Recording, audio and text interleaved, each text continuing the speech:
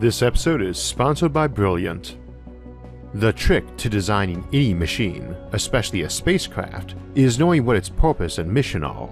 Unfortunately, science fiction provides us with few ships designed with those concepts in mind.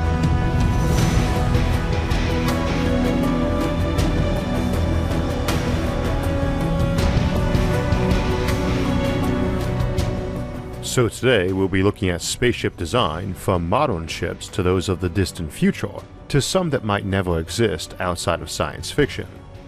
We'll also be deconstructing some sci-fi designs to see if they really make that much sense, and examining some real-world design elements that are specific only to modern spacecraft.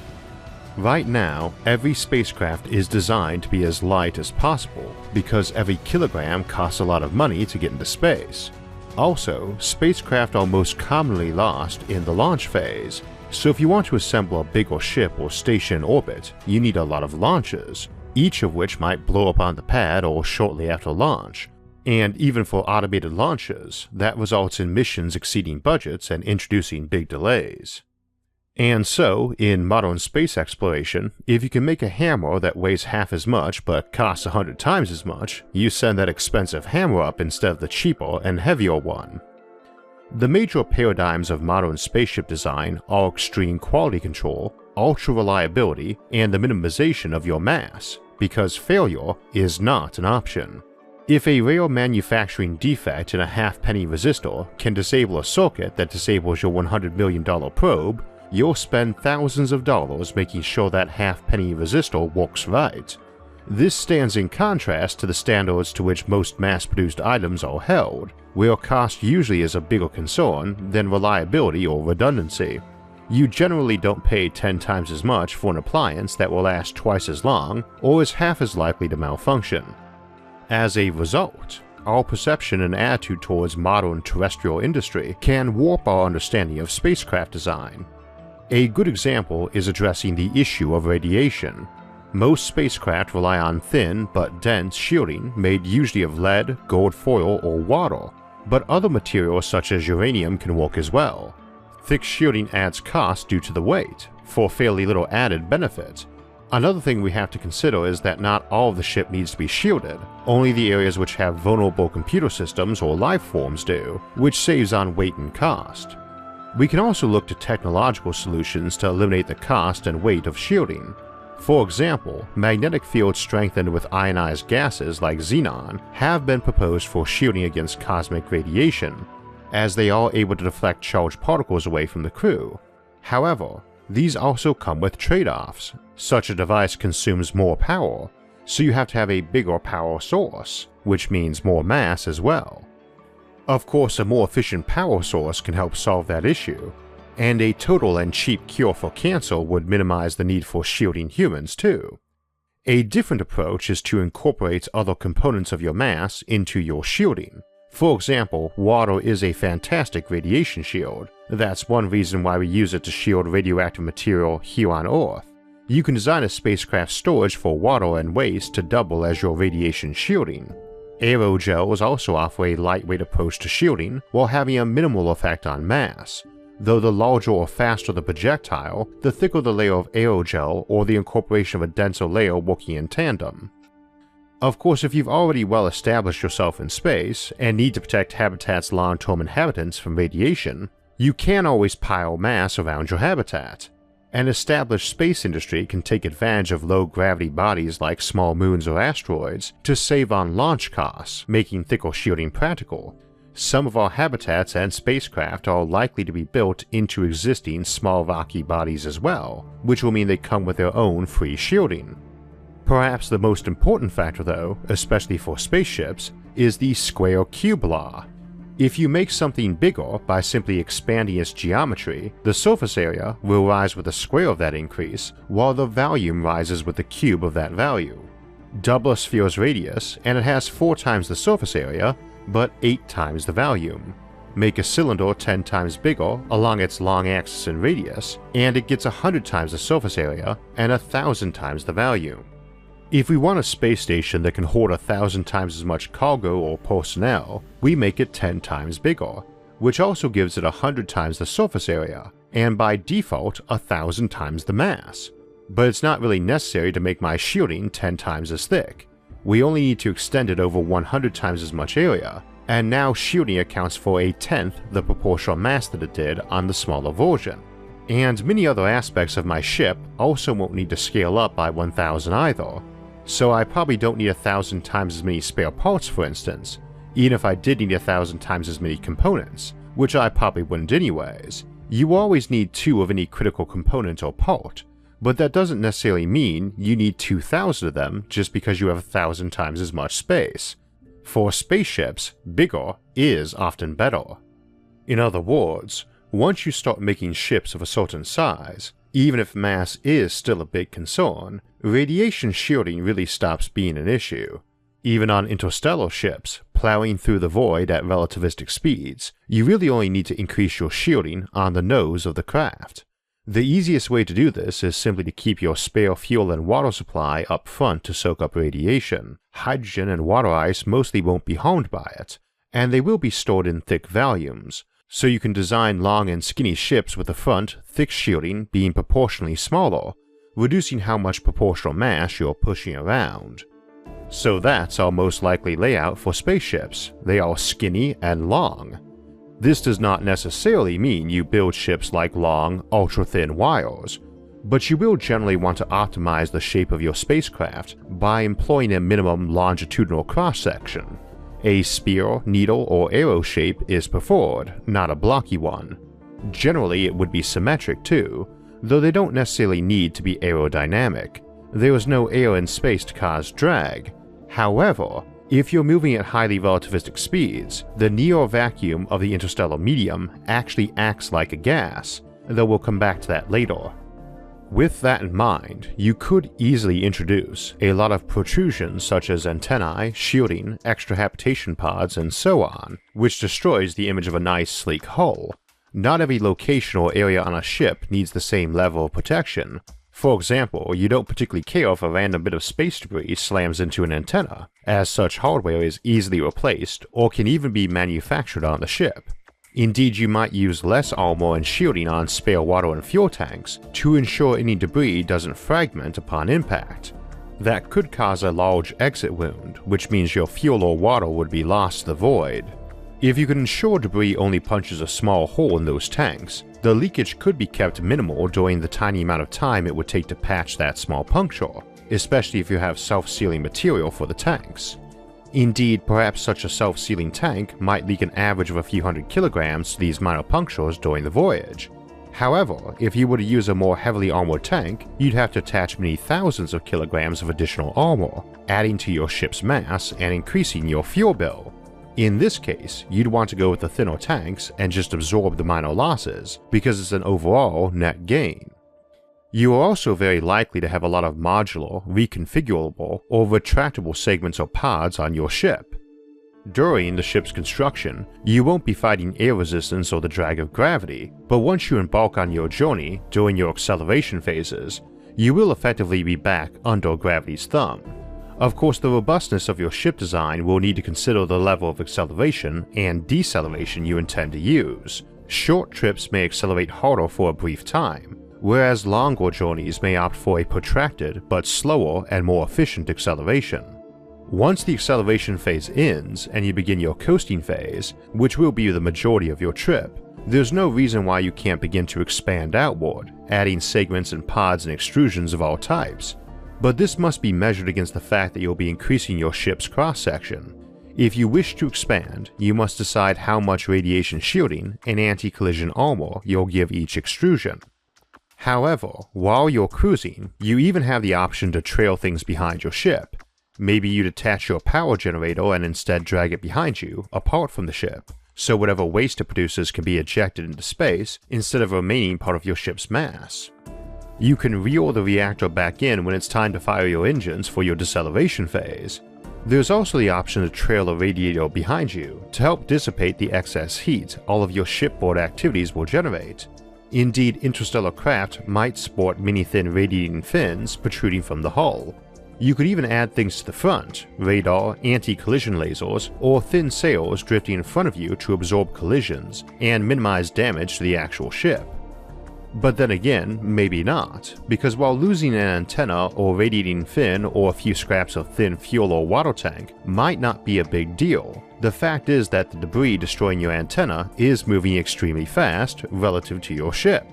Even a small pebble or sand grain-sized particles are essentially bombs at interplanetary speeds, and at interstellar speeds, those grains are atomic bombs. Any ship coming into an inhabited system might need to retract such flimsy protuberances. Should a radiating fin or antenna be knocked off your ship by interplanetary debris, at the speed you'll be moving, even as you decelerate from interstellar speeds into the system, your lost equipment just became an entire nuclear arsenal's worth of kinetic energy, rocketing toward your intended destination. Just imagine some space freighter decelerating into a densely inhabited system. It would be disastrous to essentially nuke the world you spent decades or even centuries to reach, with a loose or broken piece of hardware.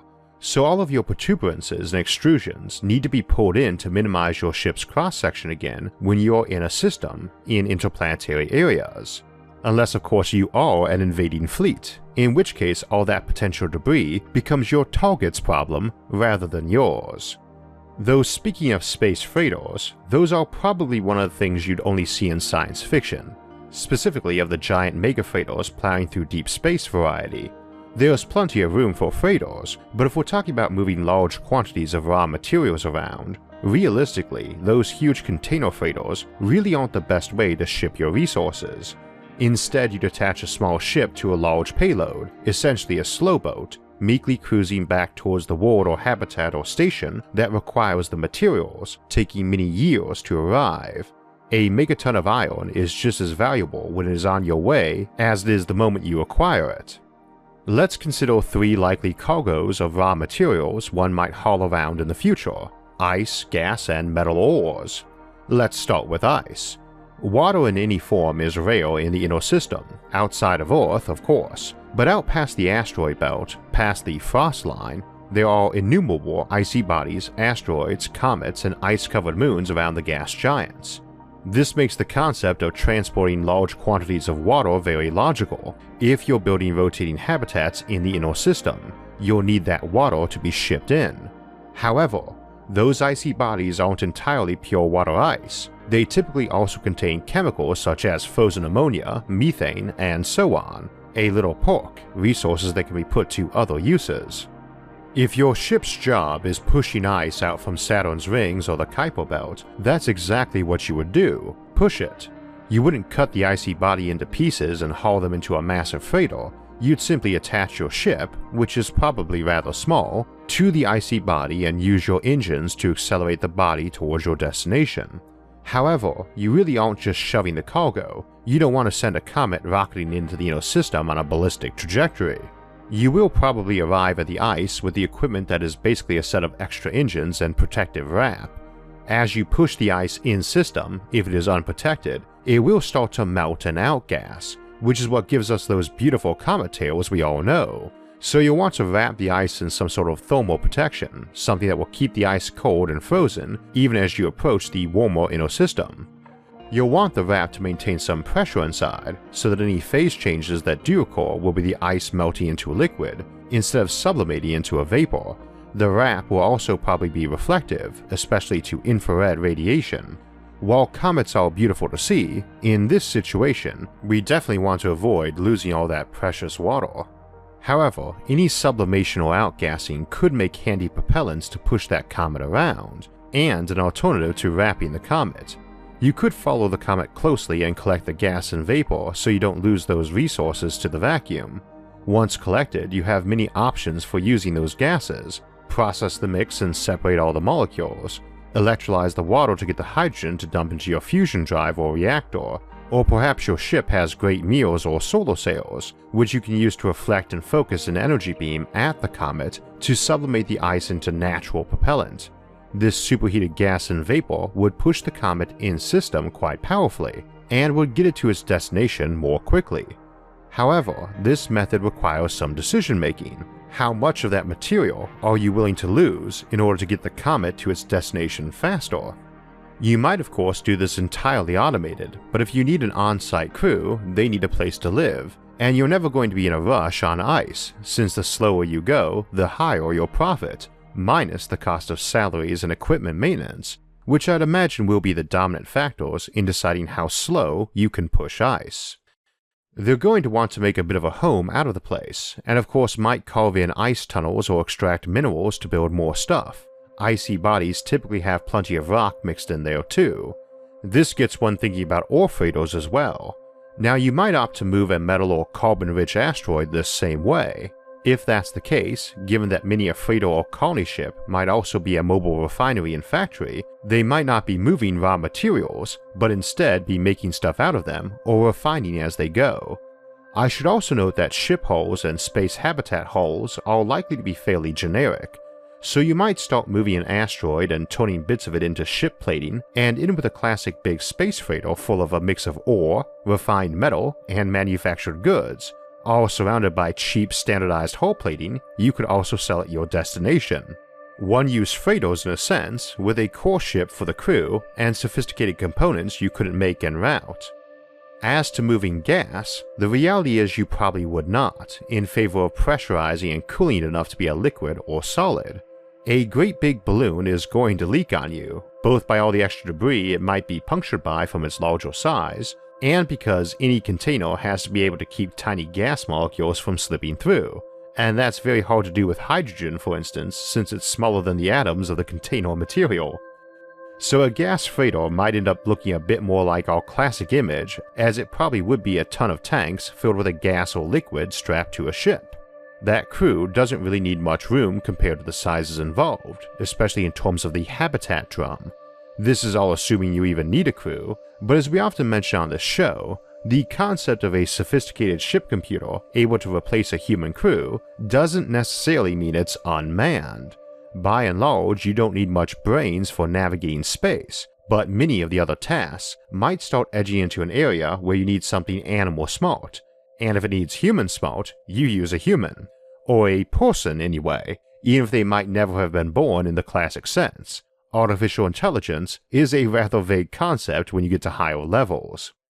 Whether it's an unmanned ship or a manned one, and for all the vagueness of that term in a futuristic sense, a ship is always going to have a computer on board. What else does it need?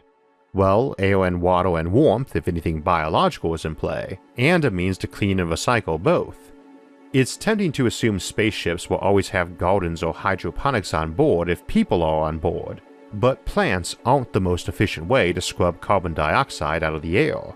Short-run ships, or those that need to accelerate fast like a warship, probably wouldn't bother. For everyone else, it offers at least a supplement of fresh food and something green to look at. Your crew needs to bring some home along though, and will always try to, within the limitations of the ship and mission. A ship that needs to accelerate very fast and suddenly might have problems keeping a garden or hydroponics bay going so it doesn't get smashed around by the sudden jerks or effective high gravity. But I suspect that would simply result in lots of inventions to make it practical rather than abstaining from having them. When it comes to living quarters, as close to home as possible will always apply, and where it can't, we either do our best, go without, or modify ourselves for it to not matter. That could be a minor thing like everyone wearing sunglasses and sunscreen because the ship or work environment in space was heavily flooded with UV light. Or more likely the reverse, having sunrooms you could sit in that let you soak up the rays while the ship tended to be otherwise dim. Alternatively, it could be big stuff like modifying a human to not need gravity, or handle gravity and acceleration better, or even uploading minds into computers or cyborgs to handle extreme conditions like acceleration or radiation. Ships that spend lots of time cruising or only undergo week-long accelerations like an ion drive rather than fast burns like chemical rockets are generally going to be able to have a much more regular layout of things like dining and food preparation and bathrooms and gardens. Alternatively, ships that do have to be ready for rapid burns need to have very specialized and specific places for eating, drinking, disposing of waste, and even sleeping. You might need to strap in. If the ship needs to be able to rapidly accelerate on short notice, you need padded walls or airbags in them, because a sudden 5G burn might slam someone into the ceiling or wall of a corridor hard enough to shatter their bones. You might go the other way around though and include padded suits instead, or padded objects that might not be secured. Pet collars on such a maneuverable spaceship, and I'm sure most crews would have pets too, would likely feature airbags or balloons that could act as impromptu life support bubbles. Amusingly, a coffee cup might have an accelerometer in it that triggered a lid and blew out a balloon. Mini tools might too. We often see boarding parties in science fiction fighting through corridors, but less so debris bouncing around or combatants trying to blast or squirm through corridors that have blown out airbags down their length. On any such ship though, every bit of equipment is going to be secured when not in use, and likely attached to tethers even when in use. A hammer or screwdriver kicked down a corridor by a rapid burn is a lethal object. Such ships wouldn't have large rotating sections much either. We often picture stations or ships that provide gravity by rotation as being the whole thing rotating, but as we've noted in other episodes, usually the rotating section would be inside a larger superstructure, and on a ship, except a classic slowboat generation arc ship, that rotating drum is likely to be only a small part. They are a place for sleeping and relaxation or stationary work, like offices, kitchens, or workshops. A ship doesn't have to have only one drum though, it can have several of various sizes, even nested inside each other and providing different levels of gravity. Your issue there is that the smaller in diameter a drum is, the more times per minute it needs to rotate to produce the same gravity. Evidence suggests 2 RPM is beneath our threshold to feel nauseous, but more RPMs are probably easy to acclimate to. That limits how small a drum can be, though it can be smaller if you don't need full gravity, and odds are some small workshop in a distant corner of a ship only needs enough gravity so stuff falls and things feel up and down. Moon gravity might be enough. Propulsion is important for how a ship will be laid out inside, but of course it's a big deal for overall ship configuration too. Indeed, in the case of a ship attempting to achieve high delta V, meaning a high cruise velocity, the so-called propulsion bus may have to represent the bulk of total mass. The payload, where you'd have crew quarters, cargo, and life support, would look relatively small even if it's in the thousands of tons, and it would be dwarfed by the engines, waste heat removal systems, radiators, and fuel tanks, which may be the largest part of the ship to obtain a high mass ratio. Let's talk a little bit more about streamlining the outside of ships though. For the most part, as I mentioned earlier, ships don't need to be streamlined other than to cut down on overall mass and cross-section, and might feature a lot of retractable equipment in exterior bays, so you could store them under more cover when not in use, and make it easier to get at them for repairs, be it antennas or radiators or sensors or big point defense guns. We've got some special cases for streamlining though. Needless to say, if you want your ship to be able to land on a planet or move into a gas giant, it needs streamlining. Such ships have an excuse for more of the jet or plane look, as they have to deal with lift since they are going through air and gravity fields. However, space is not a true vacuum, and at high enough speeds, even in intergalactic space, as close to true vacuum as you can get outside a lab, it can act like air giving drag and friction, though not lift, or much anyway.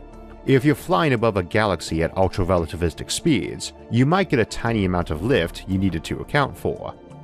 This does mean relativistic ships want to have a nose on them, so that if stuff hits, it deflects away, rather than just impacting against a flat wall. Of course, at such speeds, even a grain of sand is like a big bomb, but it helps to have that nose cone. And I was apparently rather unintentionally ambiguous about that in our Interstellar Travel Challenges episode, where we looked at the issues and options for ships moving at a decent percentage of light speed.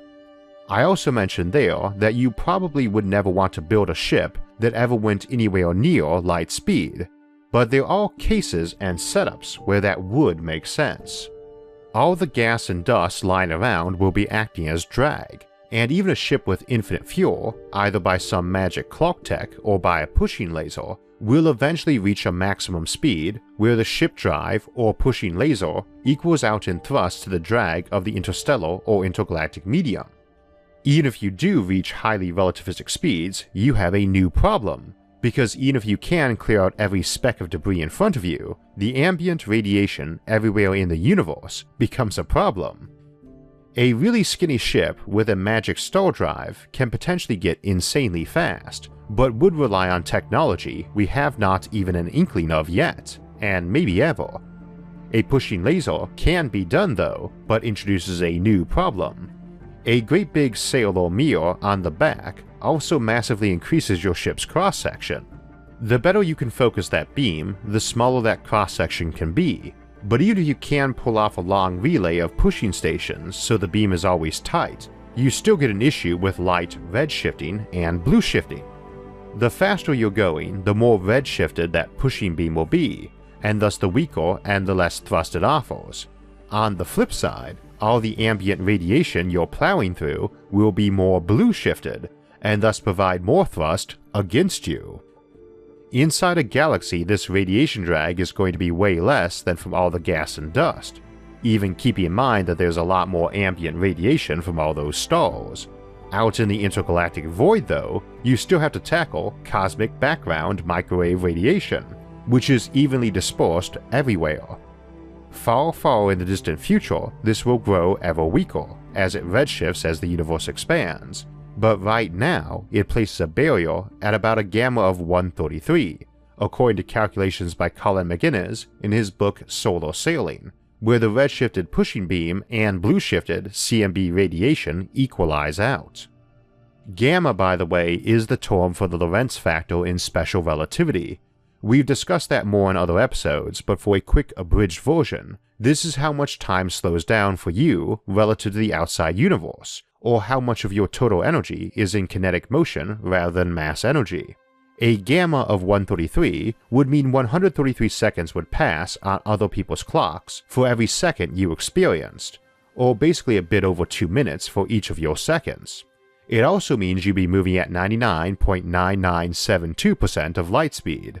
In other words, if you were making the trip to the Andromeda Galaxy at this speed, 2.5 million light years away, you would personally experience only 19,000 years on the voyage. At that speed, incidentally, the light from any signal you sent when you left would only arrive about a century before you on your 2.5 million year journey. I doubt you could ever get to that speed, but it does mean that even if you do, your intergalactic crews still either need radical life extension or very multi-generation ships for the trips.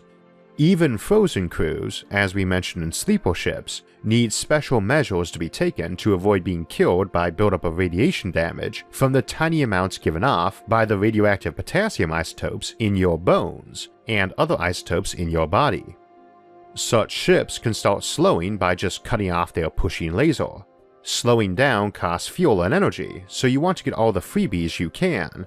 And at these speeds, you'd start by slowing using ambient blue-shifted energy, then cosmic gas and dust, then hopefully by Vanguard probes hitting stars ahead of you and building pushing lasers to slow you, using the technique we discussed in Exodus Fleet. Magnetic sails can also help you with deceleration. Their effectiveness increases with initial speed, and even today's proposed designs could allow a braking rate of several millig's, though it may be less in intergalactic space due to its lesser density. The faster you're going though, the more each mote of dust or photon you collide with reduces your speed, and here we see yet again how much ship design has to vary with things specific to purpose rather than technology available, let alone any constant rule of ship design that apply across all levels of mission purpose, technology, and aesthetics. I'll also note though before we close out that what we think of as a cool looking spaceship or machine often is altered by our exposure to it.